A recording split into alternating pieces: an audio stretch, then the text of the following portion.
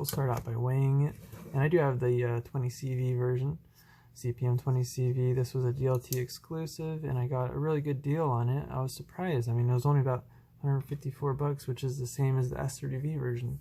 So this is 4.11 ounces, and I think the S30V version is advertised at around 4 ounces. But anyways, it's got the compression lock, very nice and smooth.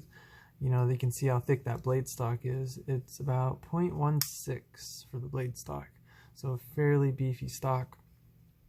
Now you can see the blade stock does go all the way out here, the full thickness of it. There's no swedge up top. It literally, you got the full blade stock here, and it starts to kind of taper right where that hollow grind starts. And that, yes, this is a hollow grind.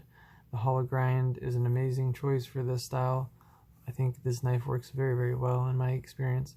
The hollow grind and the broadness of the blade, or how tall it is, which it is a very tall blade. It's about 1 inch or even more tall. And the hollow grind starts midway up, about a little over halfway up from the bottom, and it allows it to be very thin behind the edge. Actually, about 0.018 behind the edge, and that's fairly thin, especially if you compare that thinness to like a PM2 or a Manix 2, typically somewhere around 0.024 to 0.030, so it is a little bit thinner behind the edge.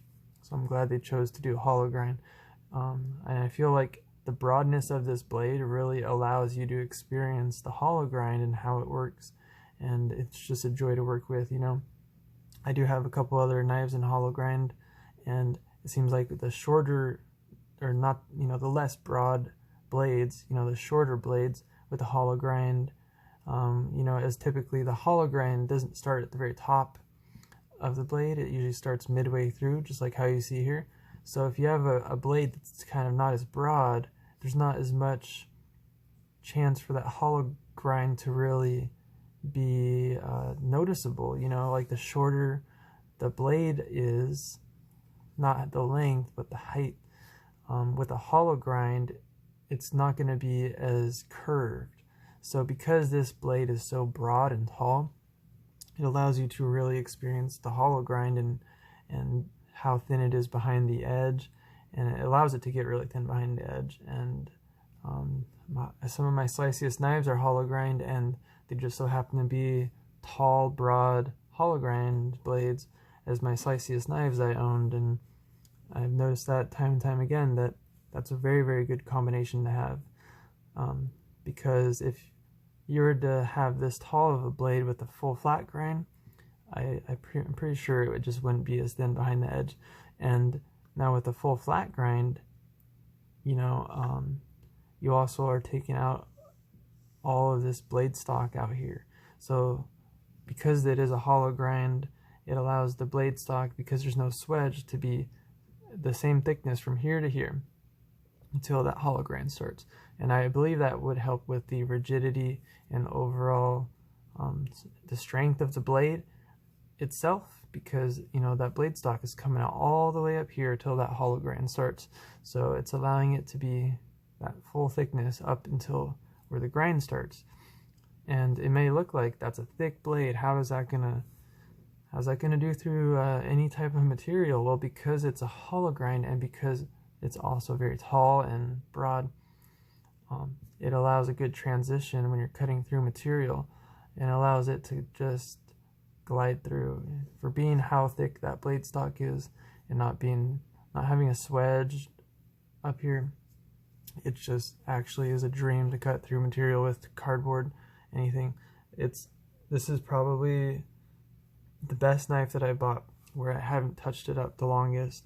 You know, a lot of knives I buy, I'll immediately strop it up, or I'll completely change the edge angle and just do a new edge altogether, mostly because I'm just not happy with the cutting performance of it.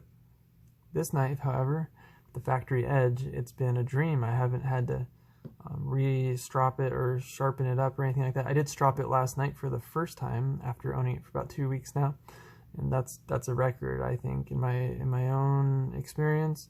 I don't think any other knife ever since I started stropping that I've bought has lasted that long, because I've just been happy with it. You know, it cuts extremely well. And you know, there are, you know, the Wharncliffe design, you got straight 3 inches of cutting edge, and the blade length itself is about 3.2, 3.3, depending on where you're looking at it, to the G10.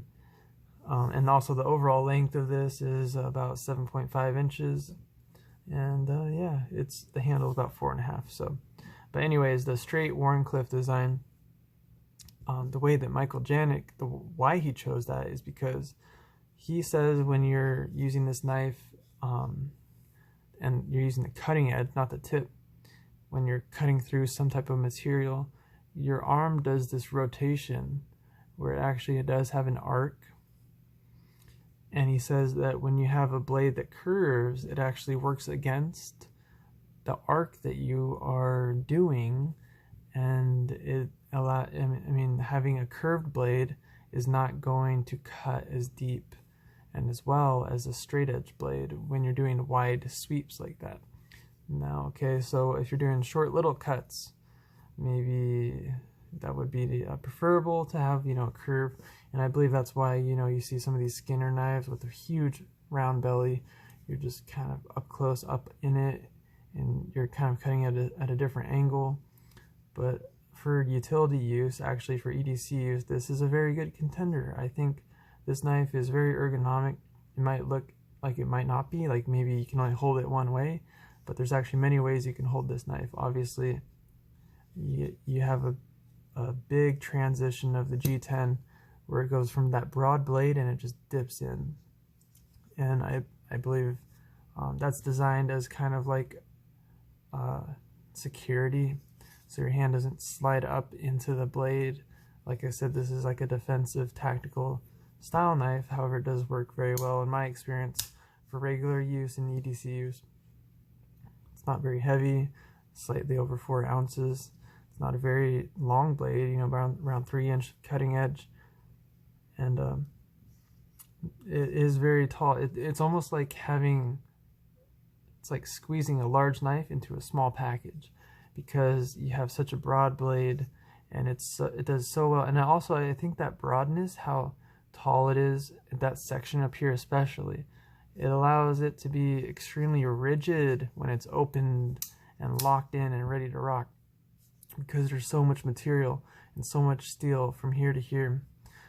There's more material, which allows it to feel overall more solid. There's absolutely no blade play at all, and it just feels like almost like a fixed blade when it's locked in and ready to rock and ready to use. It just feels incredible. Like it's not going to slip out of the, like nothing's going to slip. Not G10, the handle, like your hold on it, but yeah, the blade itself, it feels almost one piece, like a fixed blade, like I said. And I think because there's so much material of the blade and the G10 from top to bottom, you know, compared to some other knives where a lot of knives aren't this broad, this tall in that area, you know, a lot of them are much, much slimmer. And when you start to get down to some of the knives that are really slim, it seems like in my experience, those are more prone to having blade play and to not feeling as solid and secure when they're opened and ready to use. This one is incredible. I mean, you can hold it in many different positions. You know, sometimes I've noticed that with jimping, with excess or harsh jimping, if you're going to use that in any extended period, it's not going to work out well. It's going to wear out your hand. And this actually does not have very aggressive jimping.